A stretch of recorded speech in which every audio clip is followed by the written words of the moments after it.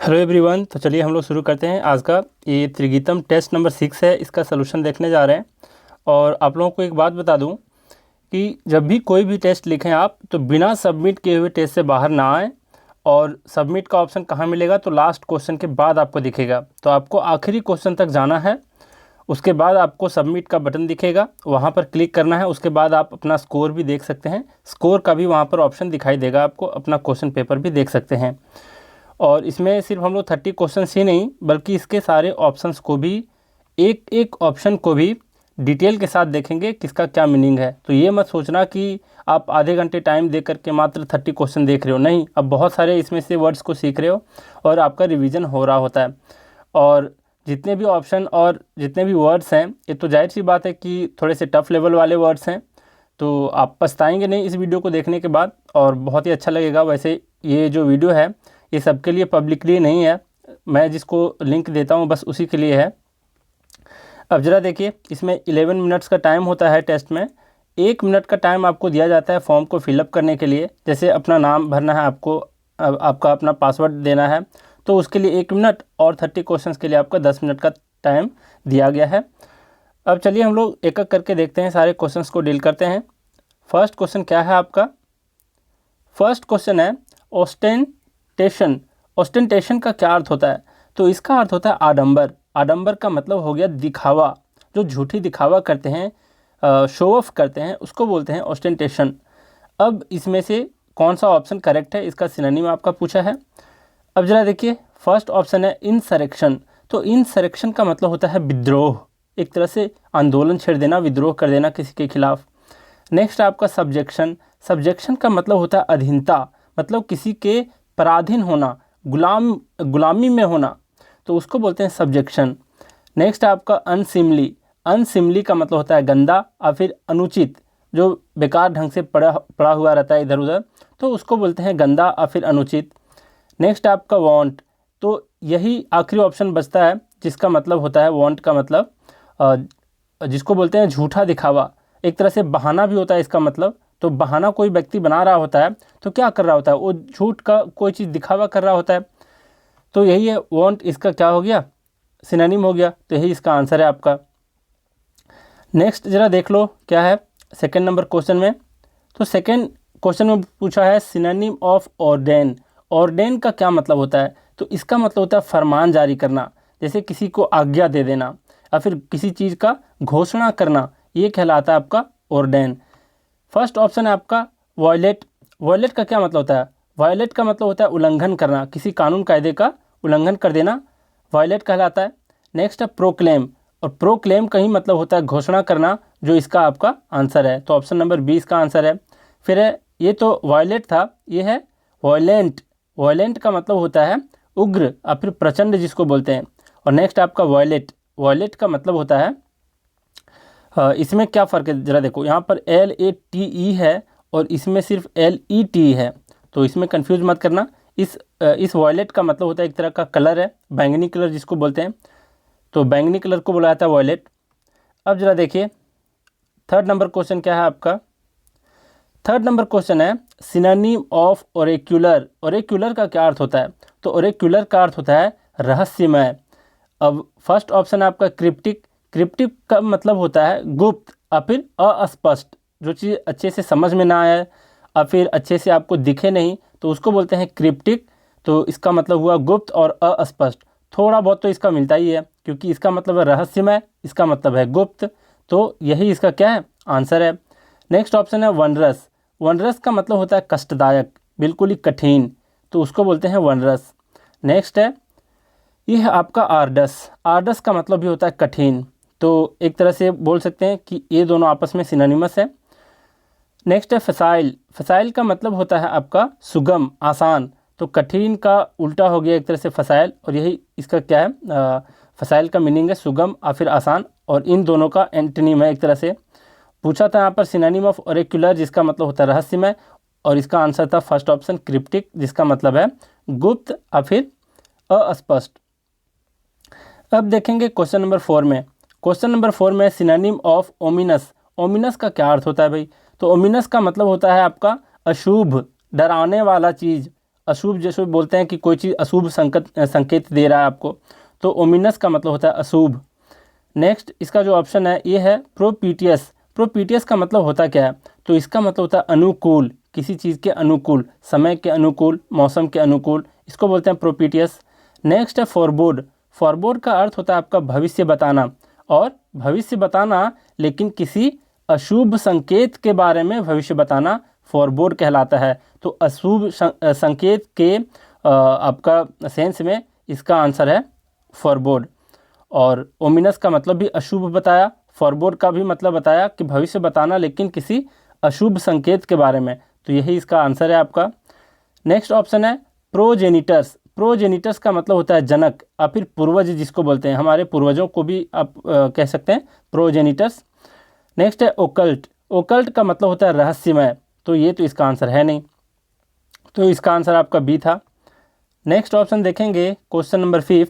Question number 5 बोल रहा है आपका एंटोनिम ऑफ एसोटेरिक। एसोटेरिक का मतलब होता है गुप्त या फिर गूढ़, जिसको बोलते हैं गूढ़ रहस्य, गुप्त छिपा हुआ चीज़, तो एसोटेरिक का ये मतलब है। नेक्स्ट है आपका इसका एंटोनिम पूछा है, तो ज़रा देखेंगे एक एक करके। फर्स्ट जो है वर्ड ये है फैथोमेबल। फैथोमेबल का मतलब होता है पूर्ण रूप से समझने लायक, मतलब बहुत ज़्यादा गूढ़, बहुत ज़्यादा रहस्यमय क्वेश्चन नहीं है, उसको समझा जा सकता है, तो यही इसका एंटोनिम है। फैथोमेबल का मतलब हो गया कि समझने लायक, तो इसका आंसर आपका ए नंबर ऑप्शन है। बी जो है ये है एक्सपीडाइट। एक्सपीडाइट का मतलब होता है झटपट करना, किसी चीज़ को जल्दबाजी में करना एक्सपीडाइट कहलाता है। नेक्स्ट ऑप्शन है प्लाइबल। प्लाइबल का मतलब होता है मान लेने वाला व्यक्ति, जो व्यक्ति अदृढ़ हो, अदृढ़ मतलब जिद्दी किस्म का वो नहीं है, जिसको समझाने पे वो मान ले, तो ऐसे लोगों को प्लाइबल कहते हैं। नेक्स्ट है आपका एंटीक्वेटेड। एंटीक्वेटेड का मतलब होता क्या है, तो इसका मतलब होता है पुराने ढंग का, मतलब जो चीज़ आपका ऑब्सलीट हो चुका होता है, ओल्ड फैशन हो चुका होता है, उसको बोलते हैं एंटीक्वेटेड। पुराने ढंग का मतलब वो प्रचलन में नहीं है, वो फैशन में नहीं है, तो इसका आंसर एसोटेरिक का जो एंटोनिम है वो होगा आपका फैथोमेबल। नेक्स्ट क्वेश्चन है आपका एंटोनिम ऑफ प्यूराइल।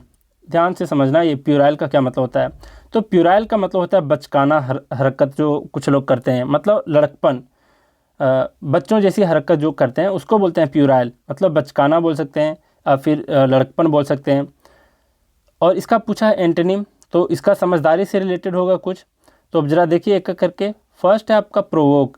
प्रोवोक का मतलब होता है भड़काना, किसी भीड़ को भड़का देना, और फिर लोगों को भड़का देना किसी के खिलाफ, तो ये कहलाता है आपका प्रोवोक। नेक्स्ट है इम्पीचुअस। इम्पीचुअस का मतलब होता क्या है, तो ये है अविवेकी। तो अविवेकी का मतलब जो ज़्यादा समझदार नहीं है, तो एक तरह से इसका सिनोनिम हो गया, पूछा आपका एंटोनिम है। नेक्स्ट आपका डिसवेड। देखिए एक वर्ड आप लोग जानते होंगे परसुएड। तो परसुएड का क्या अर्थ होता है, परसुएड का मतलब होता है किसी को फुसलाना, कोई काम करने के लिए किसी को बहलाना फुसलाना, तो वो कहलाता है आपका परसुएड। अब जरा देखिए इसका जस्ट उल्टा है ये डिसवेड। डिसवेड का क्या अर्थ होता है, तो डिसवेड का अर्थ होता है किसी को रोकना और फिर किसी को कुछ ना करने के लिए समझाना। परसुएड का मतलब किसी को कुछ करने के लिए समझाना, लेकिन डिसवेड का मतलब किसी को कुछ ना करने के लिए समझाना, तो ये दोनों आपस में एंटोनिम थे। और नेक्स्ट ऑप्शन है सेंसिबल। सेंसिबल का मतलब समझदार होता है, तो प्यूराइल का मतलब होता है लड़कपन, बचकाना, जिसके पास समझदारी की कमी हो। इसका एंटोनिम पूछा था, तो यही इसका क्या हो गया, आंसर हो गया आपका। नेक्स्ट क्वेश्चन है आपका 7th नंबर एंटोनिम ऑफ प्रोट्रैक्ट। प्रोट्रैक्ट का क्या मतलब होता है, तो प्रोट्रैक्ट का मतलब होता है बढ़ाना, किसी चीज़ को बढ़ाना। अब यहाँ पर ऑप्शन है फर्स्ट प्रोस्क्राइब। प्रोस्क्राइब का मतलब होता है बहिष्कार कर देना, देश से निकाला दे देना, मतलब देश से निकाल देना। सेकंड ऑप्शन है सॉलिसिट। सॉलिसिट का मतलब होता है मांगना और फिर किसी को प्रार्थना करना, जैसे बोलते हैं ना अनसॉलिसिटेड एडवाइस, इंडिया में फोकट का मिल जाता है अनसॉलिसिटेड। ये वर्ड काफ़ी बार सुने होंगे आप लोग कि इंडिया में कुछ फ्री का मिले या ना मिले, लेकिन अनसॉलिसिटेड एडवाइस ज़रूर मिल जाता है। मैं देखा था कोई बंदा आया हुआ था मुझे भारी भरकम एडवाइस लेकर के, और मुझे व्हाट्सएप पे मैसेज किया और अपना ऑडियो सेंड किया, कहा कि भाई आपको ये करना चाहिए, आपको वो नहीं करना चाहिए, आप ऐसे हो, आप वैसे हो, आपकी ज़िंदगी में ये है वो है, आपको ये सब नहीं करने चाहिए, यूट्यूब नहीं करना चाहिए, छोड़ देना चाहिए। अगर कोई इंटरेस्टेड है मैं उसका ऑडियो आप लोग को सेंड कर दूंगा, आप लोग ज़रा खुद देखना। तो मैं उनसे पूछा था, वो फर्स्ट में आया और वो बंदा मेरे से कहा कि आपको यूट्यूब पे थोड़ा सा इम्प्रूव करना चाहिए। मैं पोलाइटली पूछा कि अच्छा आप बताओ कि मुझे कौन से चेंजेस लाने चाहिए अपने यूट्यूब पे। तो उसने यूट्यूब के बजाय जो फीडबैक दिया वो मेरी ज़िंदगी को लेकर के दिया कि आपको ये करना चाहिए, आपको ये नहीं करना चाहिए।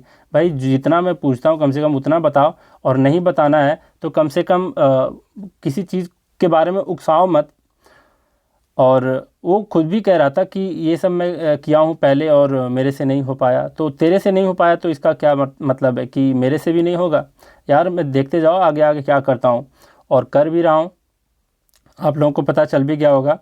तो ऐसे लोग जो होते हैं ना, जो अनसॉलिसिटेड एडवाइस देते हैं बिना मतलब का, बेवजह का, जो चीज़ अपने खुद नहीं कर पाया वो उस चीज़ के बारे में मुझे बता रहा है तेरे से भी ना होगा भाई। तो ये सब एडवाइस ना मत दिया करो यार किसी को। आप लोग अपने प्रैक्टिकल लाइफ में भी इस चीज़ को फॉलो करो कि फोकट का किसी को बिना मांगे एडवाइस नहीं देना चाहिए। अनसॉलिसिटेड मतलब बिना मांगे एडवाइस कभी नहीं देना चाहिए। तो वही है आपका, इसका उल्टा है आपका सॉलिसिट। सॉलिसिट का मतलब होता है मांगना या फिर प्रार्थना करना। नेक्स्ट है आपका अब्रीज। अब्रीज का मतलब होता है छोटा करना, संक्षेप कर देना किसी चीज़ का। तो प्रोट्रैक्ट का मतलब हो गया बढ़ाना, और इसका जस्ट उल्टा हो गया आपका छोटा करना, अब्रीज। तो यही इसका आंसर है, एंटोनिम पूछ रखा था। नेक्स्ट है प्रोपिटिएट। प्रोपिटिएट का मतलब होता है आपका शांत कर देना, किसी चीज़ को संतुष्ट कर देना, इसे भूख को भी संतुष्ट कर देना प्रोपिटिएट कहला सकता है। तो हम लोग देखें अभी 7 क्वेश्चंस, आखिरी 8 क्वेश्चन जो है एंटोनिम का, ये ज़रा देख लो। Antonym of profuse. प्रोफ्यूज का क्या अर्थ होता है? तो इसका मतलब होता है बहुत अधिक मात्रा में आपके पास अवेलेबल होना, प्रचुर जिसको बोलते हैं। तो प्रोफ्यूज का मीनिंग होता है प्रचुर। नेक्स्ट है प्रोमिस्क्यूअस। प्रोमिस्क्यूअस का मतलब होता है अविवेकी, असमझदार लोग जो बिल्कुल समझदार नहीं होते हैं उसको बोलते हैं प्रोमिस्क्यूअस। नेक्स्ट है आपका प्लेकेट। प्लेकेट का मतलब होता है शांत करना, संतुष्ट करना, ये भी नहीं होगा इसका आंसर। नेक्स्ट है लैविश। लैविश का मतलब होता है प्रचुर या फिर उदार या फिर खर्चीला। तो यही इसका तो सिनोनिम है लेकिन पूछा एंटोनिम है। नेक्स्ट है मियागर। मियागर का मतलब होता है कमी। तो जाहिर सी बात है प्रचुर का उल्टा आपका कमी होगा, मियागर होगा। तो ये भी इस चीज़ को जान लेना। इसका भी और सारे बहुत सारे सिनोनिम मैं बता रखा हूँ, स्कैर्स बता रखा हूँ, पॉजिटिव बता रखा हूँ। तो ये सब इसके सिनोनिम थे मियागर के। नेक्स्ट क्या है आपका क्वेश्चन नंबर 9, ये है आपका meaning of keep up. Keep up का क्या अर्थ होता है? तो कीप अप का मतलब होता है आपका मेंटेन करके रखना। जैसे कि कहते हुए सुना होगा आप लोगों ने, अगर कोई मार्क्स अच्छा लाता है, मान लो 60 मार्क्स का आपका टेस्ट है और आप 56 ला रहे हो, 54 ला रहे हो, तो कई बार आपस में आपके दोस्त कहे होंगे कि कीप इट अप, मतलब आप इसको कीप अप करो, मतलब मेंटेन रखो, इसको छोड़ो नहीं। तो मेंटेन करना और कंटिन्यू करना में थोड़ा सा फ़र्क है।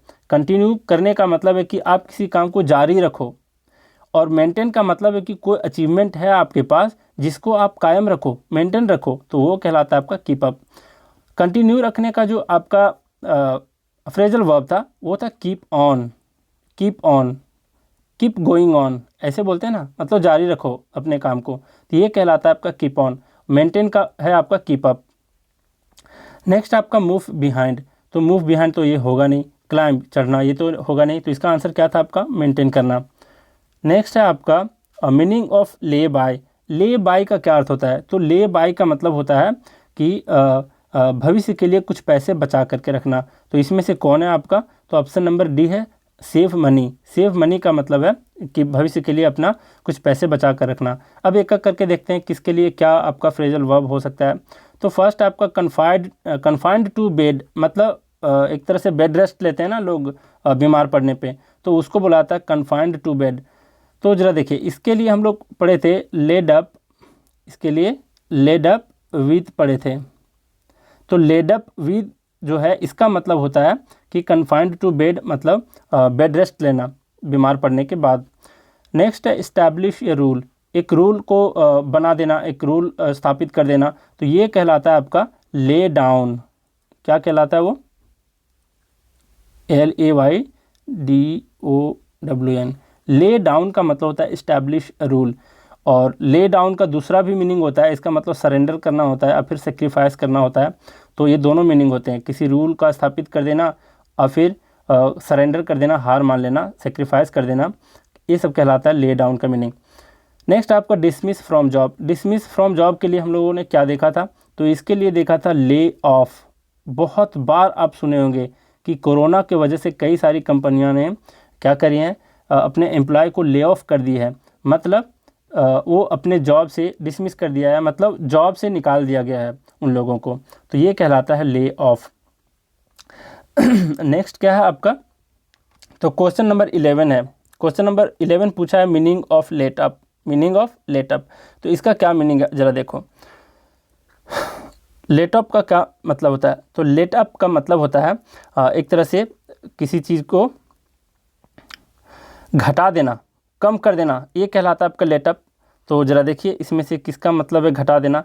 अप का मतलब आपका बढ़ाना होता है, एक तरह से ऊपर करना होता है, लेकिन यहाँ लेटअप का मतलब थोड़ा सा उल्टा ही है। लेटअप का मतलब है घटा देना, किसी चीज़ को कमी कर देना, विलम्ब कर देना भी कहलाता है कई बार। तो क्या इसका मीनिंग है, तो पार्डन। पार्डन का मतलब माफ़ कर देना, तो ये तो है नहीं। इसके लिए हम लोगों ने क्या देखा था, तो इसके लिए देखा था लेट ऑफ, मतलब किसी को जाने दो, ऑफ कर दो, मतलब बिना पनिशमेंट दिए किसी को छोड़ दो, तो मतलब एक तरह से माफ़ी कर रहे हो, माफ़ कर रहे हो, तो ये कहलाता है आपका लेट ऑफ, पार्डन के लिए। रिस्पाइट। रिस्पाइट का मतलब भी होता है कमी, घटाव या फिर विलम्ब कर देना, और यही इसका क्या है आपका आंसर, बी नंबर। नेक्स्ट है शेयर या सीक्रेट। तो शेयर या सीक्रेट के लिए कौन सा आया था, तो इसके लिए आया था एक तरह से लेट इन ऑन, और इसके पहले आपका समबडी आया था मेरे ख्याल से, late somebody in on, in on ये आया था, दो प्रीपोजिशन था इसके साथ। लेट समबडी इन ऑन मतलब किसी को अपना क्या करना, सीक्रेट शेयर करना कहलाता है लेट इन ऑन, और फिर let somebody in on. Next allow to enter. Allow to enter के लिए क्या आया था आपका, तो late into.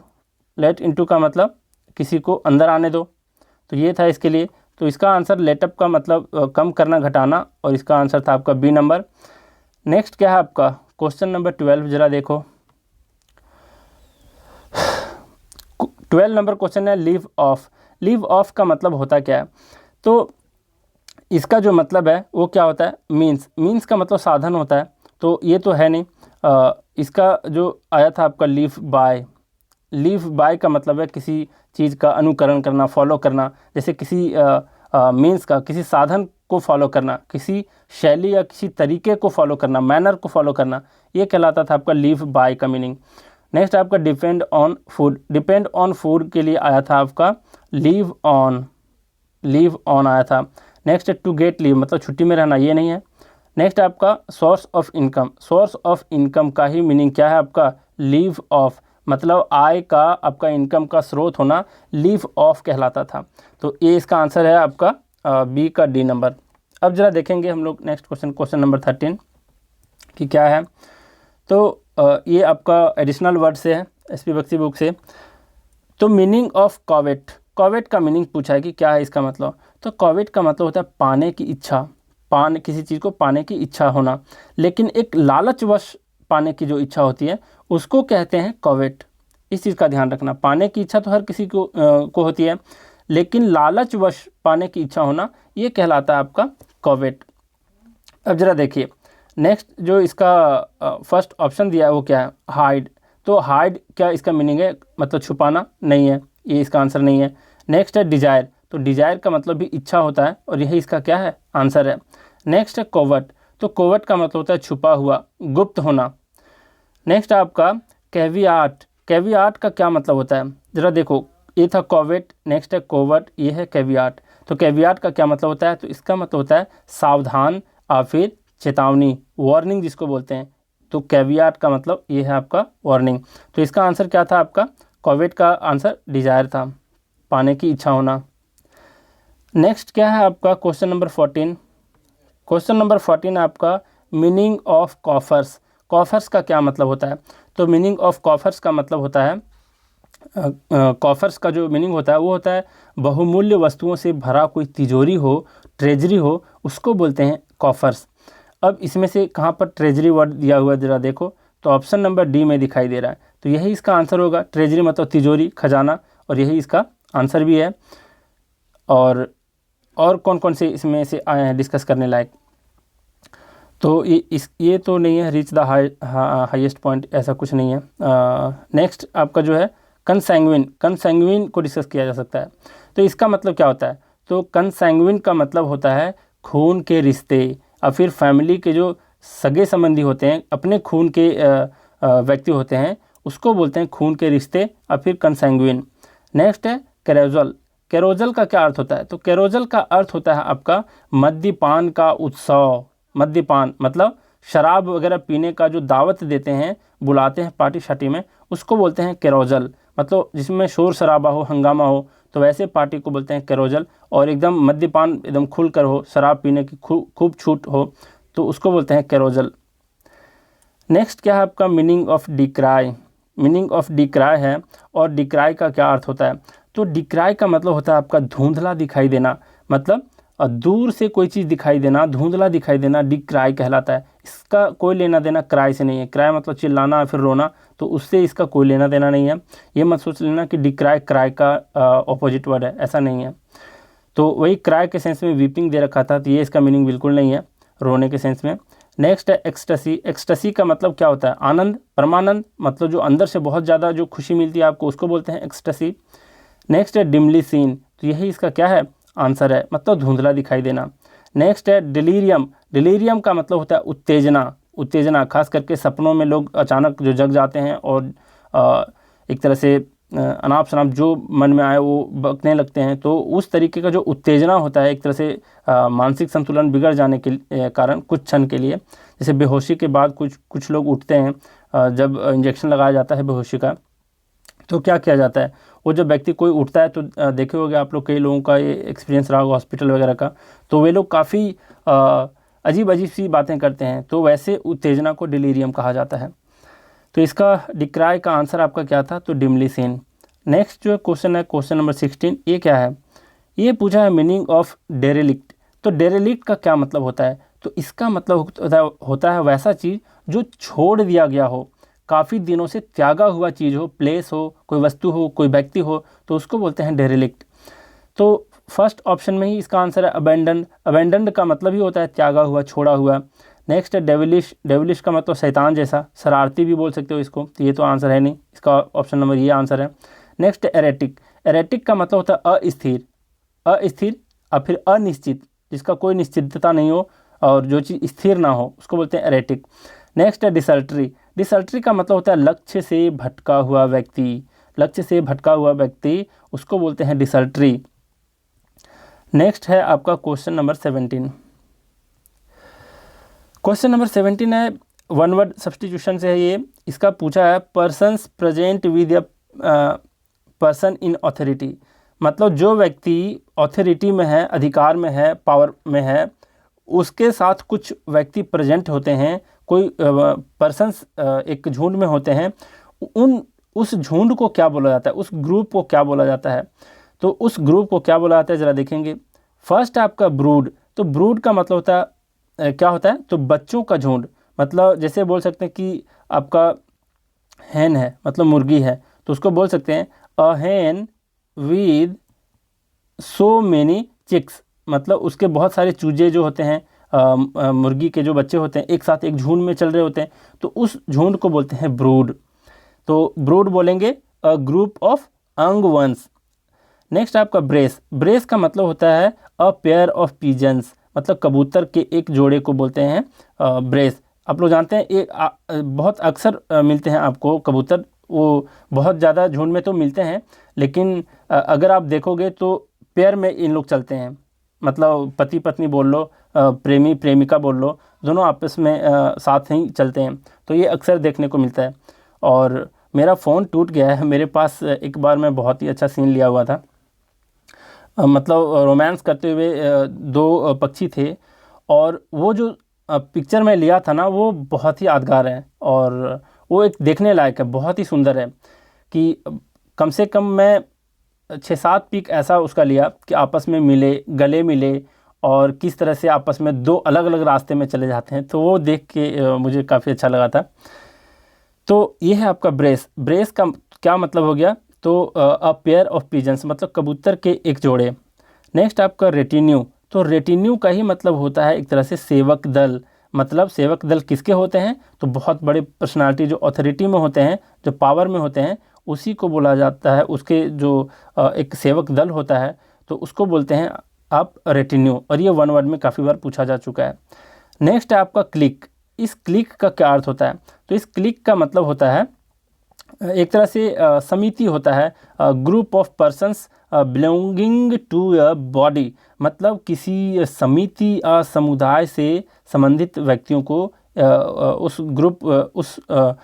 Group of persons को कहते हैं क्लिक। तो क्लिक का एक हिंदी मीनिंग आप याद रख सकते हो, समिति बोल सकते हो या फिर समुदाय बोल सकते हो। और एक वर्ड इसी तरीके का आता है क्लेक, इसमें कंफ्यूज मत करना, बस आई और ए का फ़र्क है। यहाँ पर इस ए वाला बीच में आ गया, यहाँ पर आई था आपका।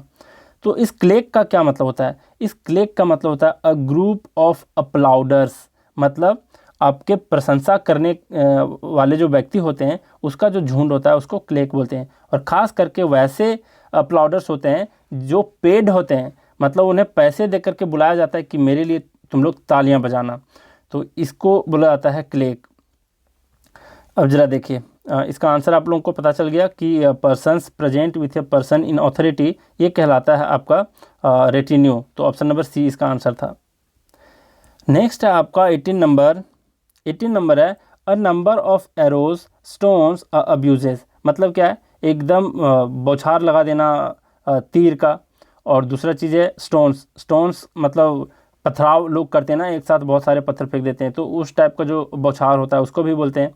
नेक्स्ट है अब्यूजेज, मतलब गालियों का बौछार, तो गालियों का भी बौछार और एरोज का बौछार, स्टोन्स का जो बौछार होता है उसके लिए क्या नाम होता है, उस ग्रुप के लिए क्या नाम होता है? तो उसके लिए क्या बैरेज होता है। बैरेज का मतलब होता है ग्रुप ऑफ क्वेश्चंस, और एक छोटे जो डैम होते हैं उसको भी बोला जाता है बैरेज। और इस बैरेज का ही मतलब है ग्रुप ऑफ क्वेश्चंस, जो एक साथ बहुत सारे क्वेश्चन पूछे जाते हों। और इसका जो आंसर है आपका ये है आपका वॉली। वॉली का ही मतलब होता है group of arrows, number of arrows, बहुत सारे एरोज, स्टोन्स, अब्यूजेस। नेक्स्ट आपका टफ्ट। टफ्ट का मतलब होता है गुच्छा, लेकिन किस चीज़ का गुच्छा? तो बाल का गुच्छा या फिर ग्रास का गुच्छा, बहुत सारा ढेर जो होता है घास का, उसको भी बोलते हैं टफ्ट। नेक्स्ट आपका सिंडिकेट। सिंडिकेट का मतलब होता है ग्रुप ऑफ मर्चेंट्स, मतलब व्यापारियों का जो ग्रुप होता है उसको बोलते हैं सिंडिकेट। नेक्स्ट ज़रा देखो, नेक्स्ट क्वेश्चन क्या है आपका? Question number 19। क्वेश्चन नंबर 19 है आपका the study of production of better offspring. Offspring का क्या मतलब होता है? संतान होता है, कि जो बेटर संतान का जो प्रोडक्शन करते हैं, मतलब जन्म देते हैं, by the careful selection of parents, बहुत ही ज़्यादा केयरफुल होकर के पेरेंट्स का चुनाव करके एक अच्छे संतान की उत्पत्ति करने का जो स्टडी होता है उस स्टडी को क्या कहते हैं? तो क्या उसको यूलॉजी कहते हैं? तो बहुत सारे लोगों ने गलत किया, क्योंकि इसका भी आंसर यू से था और यहाँ भी यू है, जो बेटर के सेंस में आपका मीनिंग देता है, रूट वर्ड एक तरह का। तो ये तो इसका आंसर नहीं है फर्स्ट वाला। यूलॉजी का मतलब कोई स्टडी से संबंधित नहीं है, भले ही इसके साथ आपका लॉजी वर्ड आया हुआ है। ये ज़रा देख लो, यहाँ लॉजी है लेकिन लॉजी का सेंस ये नहीं देता है। तो यूलॉजी का क्या अर्थ होता है? तो यूलॉजी का मतलब होता है प्रशंसा का गीत, जिसको बोलते हैं किसी की प्रशंसा में गाया जाने वाला सॉन्ग जो होता है उसको यूलॉजी कहते हैं। और इसका लॉजी से कोई लेना देना नहीं है, एक एक्सेप्शन बोल सकते हो। नेक्स्ट है एथनोलॉजी। एथनोलॉजी का मतलब होता है स्टडी ऑफ ह्यूमन रेसेस, मतलब ह्यूमन के बहुत सारे प्रजातियों का जब स्टडी करते हैं तो कहा जाता है एथनोलॉजी। नेक्स्ट आपका जेनेटिक्स। जेनेटिक्स का मतलब होता है स्टडी ऑफ हेरिडिटी, मतलब आनुवांशिक विज्ञान का जो आपका स्टडी है उसको बोलते हैं जेनेटिक्स। नेक्स्ट है यूजेनिक्स, तो इसी का आंसर है आपका यूजेनिक्स। यूजेनिक्स का ही क्या मतलब होता है? तो ये इसको आप पढ़ लो। नेक्स्ट क्या है?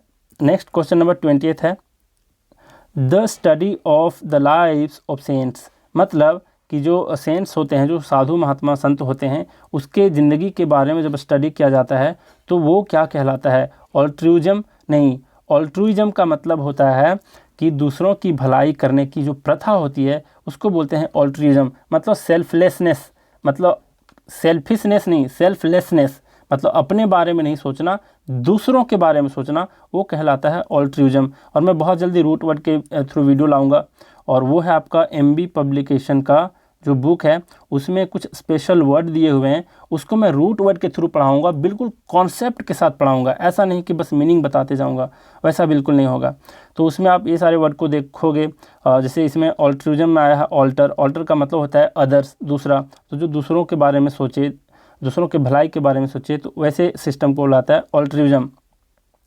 नेक्स्ट स्पेलोलॉजी। स्पेलोलॉजी का क्या अर्थ होता है? तो इसका मतलब होता है स्टडी ऑफ केव्स। केव्स मतलब गुफाओं की स्टडी को बोलते हैं स्पेलोलॉजी।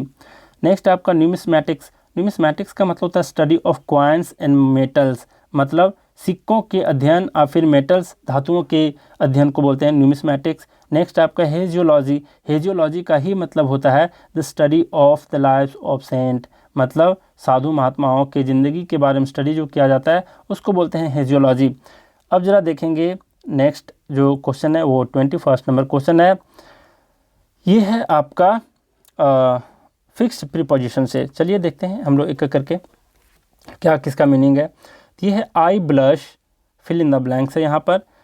The voices of my son who has disgraced the family, मतलब क्या है यहाँ पर जो सेंस दिया है वो किस सेंस में दिया है कि हम लोग जो हैं काफ़ी शर्मिंदा हैं। आई ब्लश, शर्मिंदा हैं किसके ऊपर? तो मेरे जो सन है उसके कारनामे के ऊपर, उसका जो वाइसेस है, बुराई जो है जिसको बोलते हैं बहुत ज़्यादा बुराई, उसको वाइसेस बोलते हैं। तो मेरे सन का जो बुराइयां हैं उसके वजह से हम लोग के फैमिली के ऊपर क्या किया है? डिसग्रेस्ड किया है, कलंकित किया है। तो उसके लिए हम लोग क्या है? काफ़ी शर्मिंदा हैं। तो शर्मिंदा का क्या वर्ड होना चाहिए? तो उसके ब्लश तो होता है। ब्लश का मतलब होता है जैसे एक और भी इसका मीनिंग होता है कि किसी की प्रशंसा करो तो वो क्या करेंगे? मंद मंद मुस्काएंगे और थोड़ा सा लाल पीले हो जाएंगे, चेहरा उनका थोड़ा सा लाल सा पड़ जाता है शर्म के मारे। और जो शाई किस्म की लड़कियां होती हैं खास करके, तो उस टाइम जो यूज होता है वो यूज होता है आपका ब्लश के साथ, आपका एट यूज होता है। लेकिन यहाँ पर ब्लश के साथ क्या यूज होगा जिसका मीनिंग है शर्मिंदा होना? तो यहाँ पर शर्म के मारे और यहाँ पर शर्मिंदा के मारे की बातें कर रहा है। तो इसके साथ आपका आता है फोर, ब्लश फोर। तो ब्लश फोर का क्या अर्थ होता है? तो इसका ही मतलब होता है शर्मिंदा होना। लेकिन कब? कोई गलती के लिए, कोई वाइसिस के लिए, कोई बुराई के लिए शर्मिंदा होना ब्लश फोर कहलाता है। और ब्लश एट का मतलब शर्म के मारे लाल पीला होना। आप लोग देखो होगे इमोजी जो आप लोग यूज़ करते हो व्हाट्सएप पे चाहे कहीं भी, तो एक इमोजी होता है स्माइल वाला, बहुत अच्छा स्माइल वाला, उसका चिक्स थोड़ा सा रेड रेड दिखाई देता होगा हल्का सा, अगर गौर से देखोगे तो यही ब्लशिंग का साइन होता है कि देखो कैसे शर्मा रहा है, कितना खुश होकर के शर्मा रहा है अपनी बड़ाई को सुन करके। तो ये सारी बातें थी। तो ये ब्लश एट का मीनिंग था। विद से इसका कोई लेना देना नहीं, ऑन से कोई लेना देना नहीं है, बस ब्लश के साथ यहाँ पर फोर आना चाहिए था, जिसका मतलब होता है शर्मिंदा होना। लेकिन कब होना? कोई गलती के लिए, वॉइसेस के लिए, बुराई के लिए। अब ज़रा देखिए नेक्स्ट आपका 22 नंबर, ये है आपका इंडिया इज़ बिसेट। क्या बोल रहा है ये? कि India is बिसेट many problems these days. तो क्या इसके साथ इन आता है? मतलब बिसेट इन, तो बिसेट इन ऐसा कोई वर्ड नहीं है। नेक्स्ट आपका क्या अमंग आता है? बिल्कुल नहीं। टू आता है? बिल्कुल नहीं। विद आता है? जी हाँ। तो यही इसका आंसर है। तो बिसेट विद का क्या मतलब है? हमारे यहाँ गेस्ट आए हुए हैं आज, तो देखिए बिसेट विद का क्या अर्थ है। बिसेट विद का लग रहा है जा रहे हैं हमारे गेस्ट। बिसेट विद का क्या मतलब होता है? तो बिसेट विद का मतलब होता है किसी चीज़ से घिरा होना, किसी समस्या इत्यादि से घिरा होना। तो यही इसका मीनिंग है बिसेट विद का। और यहाँ कह रहा है India is बिसेट with many problems these days, मतलब इंडिया जो है बहुत सारे प्रॉब्लम से आजकल बिसेट विद हैं, घिरे हुए हैं, घिरा हुआ है। तो इसको बोलेंगे बिसेट के साथ विद आएगा, यही आपका आंसर है। नेक्स्ट है क्वेश्चन नंबर 23। ये क्या कह रहा है? ये है there is no cure AIDS it. AIDS का फुल फॉर्म आप लोग मुझे बताओगे कमेंट में, वैसे सब कोई को जानना चाहिए, इसका जनरल नॉलेज है ये। तो there is no cure, there is no cure का मतलब यहाँ पर इसका इलाज नहीं है अभी तक। एट किसका? एड्स का कोई इलाज नहीं है। तो इलाज के सेंस में क्योर के साथ कौन सा प्रीपोजिशन आता है जो फिक्स्ड होता है? तो इसके साथ आता है फोर, इसके साथ भी फोर आता है। और क्योर फोर का मतलब होता है इलाज होना। लेकिन यहाँ पर अगर क्योर के साथ ऑफ लगा दें तो क्या होगा? तो क्योर ऑफ का मतलब होता है किसी बीमारी से निजात पाना, छुटकारा पाना। और ये है आपका मतलब एक तरह से बोल सकते हो क्योर ऑफ एक तरह से वर्ब है, और एक तरह से क्योर फोर का मीनिंग है इलाज, मतलब ट्रीटमेंट। तो एक तरह से बोल सकते हो ये नाउन है, समझ रहे हो? तो ये दोनों में ये फ़र्क था। यहाँ पर जो आंसर होना चाहिए वो बी होना चाहिए, इलाज के सेंस में, क्योर फॉर। नेक्स्ट है आपका 24 नंबर क्वेश्चन क्या है।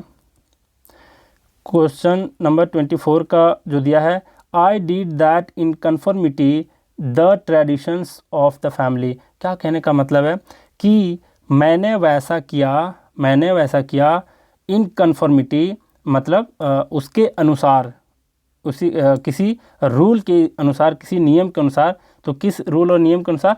तो फैमिली के ट्रेडिशंस, प्रथा के, वहाँ के कल्चर के अनुसार मैंने क्या किया, वैसा किया। तो ये कहने का मतलब है। तो कॉन्फर्मिटी के साथ यहाँ पर कौन सा आना चाहिए? तो यहाँ पर टू आना चाहिए।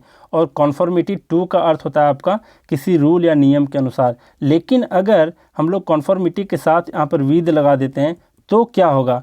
तो ये एक चीज़ आप लोग हमेशा ध्यान देना, ये क्लोज टेस्ट में बहुत बार पूछ सकता है।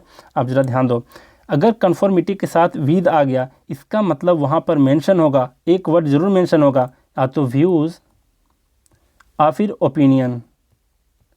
व्यूज़ या फिर ओपिनियन। क्या अर्थ है इसका? इसका अर्थ है कि किसी के व्यूज़ या ओपिनियन के अनुरूप कोई काम करना, ये कहलाता है आपका कन्फर्मिटी विद। लेकिन कन्फर्मिटी के साथ अगर टू आ गया तो इसका मतलब है किसी रूल या नियम के अनुसार। तो यहाँ पर जैसे यहाँ ट्रेडिशन की बातें कर रहे थे, एक तरह से ट्रेडिशन क्या होता है? रूल होता है, एक तरह का नियम होता है। तो यहाँ पर टू लगेगा। लेकिन स्पेशल वर्ड अगर वहाँ पर मेंशन है विद या फिर ओपिनियन, तो वहाँ पर आप टू नहीं दोगे। क्या दोगे? तो वहाँ पर विद दोगे। तो इस चीज़ का ध्यान रखना। तो इसका आंसर क्या था आपका? तो इसका आंसर था आपका टू, ऑप्शन नंबर बी। अब जरा देखिए, अब नेक्स्ट क्वेश्चन है आपका 25 नंबर क्वेश्चन। अब जरा देखिए 25 नंबर क्वेश्चन क्या कह रहा है। ये है he is recovering after long illness. मतलब क्या है इसका? कि कोई व्यक्ति रिकवर हो रहा है बहुत लंबे समय से बीमारी के बाद। तो रिकवर होने का मतलब बीमारी से निजात पा रहा है। तो क्या है इसका कौन सा होगा? तो ज़रा देखना, यहाँ कह रहा है, एक एक करके देखेंगे। बाय द बाय, तो बाय द बाय का मतलब होता है बाय द वे। इन दोनों का सेम मीनिंग है, तो ये दोनों तो होगा नहीं, क्योंकि इन दोनों का मतलब होता है वैसे भी। बोलते हैं ना, by the way my name is this, वैसे भी मेरा नाम ये है। तो इस तरीके से इसका मीनिंग है वैसे भी, बाय द बाय, और बाय द वे का मतलब बाय एंड बाय, यही इसका क्या है? आंसर होगा। क्यों? क्योंकि बाय एंड बाय का मतलब होता है ग्रेजुअली। ग्रेजुअली मतलब धीरे धीरे। मतलब कोई व्यक्ति बहुत ज़्यादा लॉन्ग इलनेस के बाद धीरे धीरे उबर रहा है, उससे निजात पा रहा है, रिकवर हो रहा है। तो धीरे धीरे के सेंस में बाय एंड बाय आएगा। बाय टू बाय ये आपका एग्जिस्ट नहीं करता। तो यही इसका सी नंबर ऑप्शन है आंसर। अब जरा देखिए क्वेश्चन नंबर 26 क्या कह रहा है। ये कह रहा है आपका मीनिंग ऑफ करी फेवर विद। इसका काफ़ी अच्छे तरीके से मैं बता चुका हूँ, कभी आप लोग भूले नहीं होंगे जहाँ तक मुझे लग रहा है। तो ज़रा देखो ये कौन सा चैप्टर से है? तो इडियम से है। तो करी फेवर विद का जो इडियम है, इसका मीनिंग क्या होगा? तो इसका जो मीनिंग है एक एक करके हम लोग चेक करते जाते हैं। ये है टू अंडरस्टैंड। तो टू अंडरस्टैंड के लिए क्या आया था, याद है किसी को? तो इसके लिए आया था come home to. Come home to, ये आया था आपका टू अंडरस्टैंड का मीनिंग। कि कम होम टू का मतलब है टू अंडरस्टैंड, मतलब समझ पाना, समझना। और इसका पूरा डिटेल में बताऊंगा तो वीडियो बहुत लंबी हो जाएगी। आप लोग देख चुके हो इसको कॉन्सेप्ट के थ्रू चैप्टर वाइज में। नेक्स्ट आपका टू कम आउट सक्सेसफुल, मतलब क्या है इसका? तो मतलब सक्सेसफुल हो करके ही बाहर आना, मतलब सक्सेसफुल हो जाना। तो इसके लिए क्या आया था आपका इडियम? तो इसके लिए आया था कम ऑफ विथ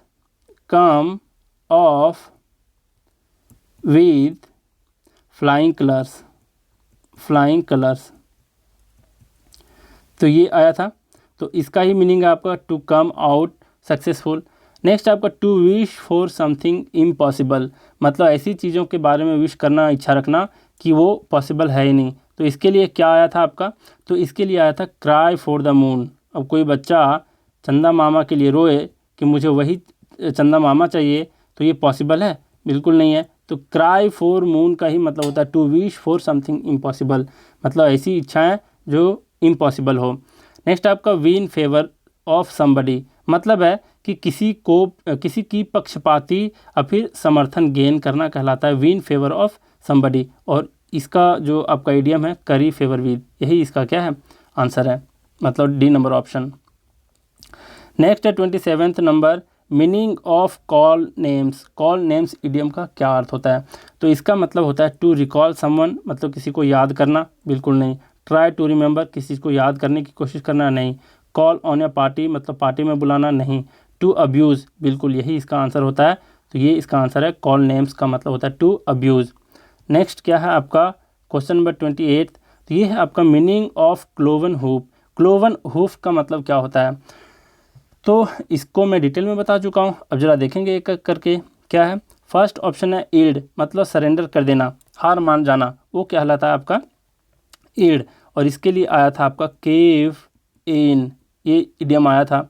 नेक्स्ट है द एविल इंटेंशन, तो यही इसका क्या है आंसर है, क्लोवन हूफ का मतलब किसी की बुरी जो इरादा है, बुरे इरादे हैं, जैसे चाइना का होता है हमेशा, तो ये है आपका द एविल इंटेंशन, यही आपका क्लोवन हूफ। नेक्स्ट है ब्रोकन फीट, ऐसा कुछ नहीं है। टू फॉल्टर मतलब लड़खड़ाना, ये भी इसका नहीं है।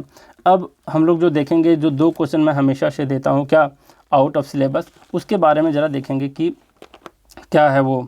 ज़रा देखिए क्वेश्चन नंबर 29 नंबर क्या है, ये पूछा है, ये काफ़ी थोड़ा सा टफ लेवल का दिया था और काफ़ी लोगों ने गलती की है।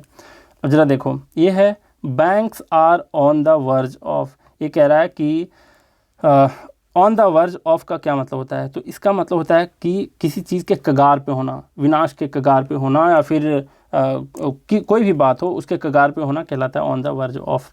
तो कह रहा है कि बैंक्स जो हैं वो आजकल ऑन द वर्ज ऑफ हैं, मतलब किसी चीज़ के कगार पे हैं, किस चीज़ के कगार पे हैं वो तो हम लोग देखेंगे।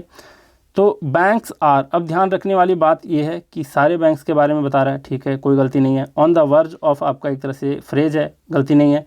आर है तो ध्यान रखना कि कोई भी सेंटेंस अगर स्टार्ट हुआ है प्रेजेंट टेंस से, तो आगे भी सारे प्रेजेंट टेंस में ही होने चाहिए, तो यहाँ तक कोई गलती नहीं है। नेक्स्ट है फेसिंग ऑफ फॉर्मिडेबल चैलेंज, मतलब बहुत ही भयानक चैलेंज से वो क्या होने वाला है, फेस करने वाला है, उसके कगार पे है। तो फेसिंग अ फॉर्मिडेबल चैलेंज, कोई तरह से गलती यहाँ पर नज़र नहीं आ रही। अब जरा देखते हैं नेक्स्ट सी नंबर में, of losing over 50% their employees due to retirement, retirement के वजह से एम्प्लॉयज़ के मतलब 50% से ज़्यादा एम्प्लॉय के रिटायरमेंट होने से क्या होने वाला है, वो बहुत बड़े चैलेंज को फेस करने वाला है सारे बैंक्स। तो यहाँ पर तो their employees due to retirement, यहाँ पर कोई गलती नहीं है। देयर का यूज हुआ यहाँ पर डी में, क्योंकि बैंक्स है तो सिर्फ सिंगल बैंक रहता तो इट्स होता है यहाँ पर, लेकिन यहाँ पर देयर है मतलब सारे बैंक्स के बारे में बता रहा है, तो कोई तरह का यहाँ पर गलती नहीं है ड्यू टू रिटायरमेंट में। जो भी गलती है आपका सी नंबर में क्या है, ऑफ लूजिंग ओवर 50% ऑफ, इसमें गलती है। क्या गलती है इसमें, ज़रा देखो, यहाँ पर ओवर 50% नहीं होना चाहिए, यहाँ होना चाहिए एबव 50%, एबव 50%। क्यों ओवर नहीं होना चाहिए ये मैं बता रहा हूँ। तो जब कोई लेवल की बात करे, कोई लेवल मतलब इतना से ज़्यादा, 50 से ज़्यादा, 100 से ज़्यादा, इस तरह की बातें हो, परसेंटेज के बारे में अगर कोई कहा जाता है तो ओवर का यूज़ नहीं होता, वहाँ पर एबव का यूज होता है। इस चीज़ का आप लोग को हमेशा ख्याल रखना है। जैसे बोलते हैं temperatures have been above average, बोलते हैं ना ऐसा, तो वहाँ पर ओवर एवरेज नहीं होता, एबव एवरेज होता है, मतलब एक लेवल की बात कर रहा है। एवरेज जो है वो इंडिकेट कर रहा है किसी चीज़ के लेवल के बाद, तो टेम्परेचर के लेवल की बात कर रहा है तो एवरेज के पहले एबव होगा, ना कि ओवर होगा। बात समझ रहे हो? तो इस तरीके से आपको याद रखना है, यहाँ पर एबव 50% होगा। अब जरा देखते हैं क्वेश्चन नंबर 30 में क्या है आपका। ये है आपका not only but also say related. तो काफ़ी लोग कंफ्यूज किए होंगे कि कहीं ना कहीं यहीं पर गलती है, लेकिन ऐसा कुछ नहीं है। नॉट ओनली आपका आया हैज़ के अगल बगल, तो यहाँ भी आपका हैज़ है, बट इट ऑल्सो, तो इस तरीके से यहाँ कोई गलती नहीं है। Not only and but also में काफ़ी लोगों ने गलत किया है, तो इसमें कोई गलती नहीं है। Not only has the commerce ministry fixed, इसमें किसी तरह की गलती नहीं है, ना ही but it has also made licences mandatory, यहाँ भी किसी तरह से गलती नहीं है। लाइसेंसेस की क्या बातें हैं ज़रा देखो, मैंडेटरी का मतलब आवश्यक कर दिया है। लाइसेंसेस क्या ये प्लूरल होना चाहिए, बिल्कुल यहाँ पर करेक्ट है, क्योंकि एक किसी कॉमर्स मिनिस्ट्री की बातें अगर करें तो कॉमर्स मिनिस्ट्री के अंदर बहुत सारे लाइसेंसेस होते हैं, तो वहाँ पर लाइसेंसेस यूज़ करना गलत नहीं है, प्लूरल फॉर्म यूज़ करना गलत नहीं है, तो ये आपका करेक्ट है। तो ए में कोई गलती नहीं, आपका सी में कोई गलती नहीं है। डी में देखते हैं फॉर एवरी कंसाइनमेंट, तो इसमें भी किसी तरीके की गलती नहीं है, फॉर एवरी कंसाइनमेंट कोई गलती नहीं है इसमें। अब हम लोग देखेंगे कि गलती है कहाँ। बी में जाहिर सी बात है कि सारा कुछ ये सब में गलती नहीं है, तो यहाँ पर क्या है, एक्स्ट्रा ऑर्डिनरली मिनिमम। अब जरा देखो, मिनिमम एक तरह से क्या है, एडजेक्टिव है, किसी चीज़ की विशेषता बता रहा है कि वो कम है कि ज़्यादा है, तो इसके पहले एक्स्ट्रा ऑर्डिनरीली मतलब LY लगाया है, तो ये एडवर्ब है, मतलब यहाँ भी इसका गलती नहीं है, क्योंकि एडजेक्टिव के पहले एडवर्ब ही आता है, तो ये आपका करेक्ट है। प्राइसेस फॉर अनियन एक्सपोर्ट्स, जरा ध्यान देना, prices for onion exports, onion मतलब प्याज के एक्सपोर्ट्स के बारे में बात कर रहा है, तो एक्सपोर्ट्स भी यहाँ गलत नहीं है। क्यों? क्योंकि बहुत सारे कंट्री में हम लोग एक्सपोर्ट कर सकते हैं, लेकिन सिर्फ अनियन की बात कर रहा है, प्याज के एक्सपोर्ट करने की बातें कर रहा है, तो क्या इसके लिए डिफरेंट प्राइसेस होंगे? समझ रहे हो? तो डिफरेंट यहाँ पर प्राइसेस नहीं होंगे, सिर्फ प्राइस ऑफ अनियन एक्सपोर्ट्स होगा। अगर रहता अनियन के साथ अनियन, पोटैटो, मैंगो, समथिंग और भी कुछ रहता तो बोल सकते थे प्राइसेस, लेकिन सिर्फ अनियन एक्सपोर्ट हो रहा है, तो उसके लिए तो आपका प्राइस ही होगा, ना कि प्राइसेस। प्राइसेस कहाँ पर और यूज हो सकता है फुल फॉर्म, इसका प्लूरल फॉर्म में? तो मान लो कह सकते हैं कि prices of onion in Afghanistan and Pakistan and Germany and India. तो डिफरेंट कंट्री की बातें करें अगर हम लोग अनियन के प्राइसेस के बारे में, तो वहाँ पर प्राइसेस करना आपका लाजमी है, यूज़ करना लाजमी है। लेकिन सिर्फ अनियन एक वस्तु है जिसका एक्सपोर्ट्स के बारे में कॉमर्स मिनिस्ट्री के बारे में बातें कर रहा है, तो इसके लिए आपका प्राइसेस नहीं होगा, जबकि सिर्फ आपका यहाँ पर प्राइस होगा। तो थोड़ा सा डिफ़िकल्ट लेवल का क्वेश्चन था, जिसमें आप लोग को एक एक करके देखना चाहिए था। तो चलिए कोई नहीं, कुछ क्वेश्चन टफ नहीं देंगे, और ये आपका आउट ऑफ सिलेबस होता है 2 क्वेश्चन, इसलिए ऐसा होता है ताकि मुझे पता चले कि कौन कौन से बंदे हैं जो पहले से काफ़ी ज़्यादा प्रिपरेशन कर रहे हैं, जिनका ग्रामर भी अच्छा है या नहीं, और किस लेवल के ग्रामर के वीडियो मुझे आगे लाने चाहिए। तो इसी को देखते हुए मैं 2 क्वेश्चन हमेशा देता हूँ, और रिवीजन में आपका तो 2-4 क्वेश्चन देता हूँ, 4 या 5 क्वेश्चन। तो चलिए, हम लोगों ने बहुत अच्छे से देखा, और आप लोग जो लास्ट जो था आपका टेस्ट नंबर 5 का वीडियो मैं लोगों को सेंड किया था, वो काफ़ी कम लोग देखे हो यार। मतलब आप लोग रिवाइज़ करने पे भरोसा नहीं रखते क्या? आप लोग उसको देखो, वैसे भी वो पब्लिक में नहीं है, तो उससे मुझे कोई बेनिफिट भी नहीं है। मैं उसको छुपा के रखता हूँ ताकि आप लोगों का जो टेस्ट है वो बर्बाद ना हो, और लोग अगर पहले से वीडियो देख लेंगे तो वो चीट करेंगे एग्ज़ाम में, इसलिए वो पब्लिक नहीं करते। और आप लोग वीडियो को देख लो, रिवीजन होगा एक तरह से आप लोगों का।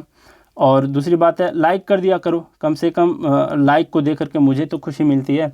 और पिछले वीडियो में 8 लोग करीब देखा है, 3 लोगों ने लाइक किया, मुझे वही मुझे समझ नहीं आता कि मैं इतना मेहनत से आप लोगों के लिए सलूशन दे रहा हूँ, आप लोग देखते नहीं हो। खैर कोई बात नहीं, जब टाइम मिले तब देखो, आने वाले टाइम में तो हज़ारों बंदे ऐसे होंगे जो इस वीडियो को अच्छे से देखेंगे। और मुझे भी बिलीव है आप लोगों को भी लग गया होगा ऐसा कि जिस तरह से मैं आगे बढ़ रहा हूँ, जिस तरह से आप लोगों के लिए मेहनत कर रहा हूँ, एक दिन मेरी भी तरक्की होगी, आप लोग भी बहुत खुश होगे मेरे से पढ़ के। लगेगा कि जो चीज़ सर ने स्टार्ट किया था, सिर्फ पढ़ाने का काम नहीं किया है, उन्होंने मुझे सिखाने तक का काम किया है, पर्सनली गाइड करने की बातें करते हैं सर। तो इस चीज़ को लेकर के आपको भी खुशी होगी फ्यूचर में, और मुझे भी खुशी होगी। तो चलिए, आज का क्लास हम लोग यहीं रैप अप करते हैं। Thank you very much.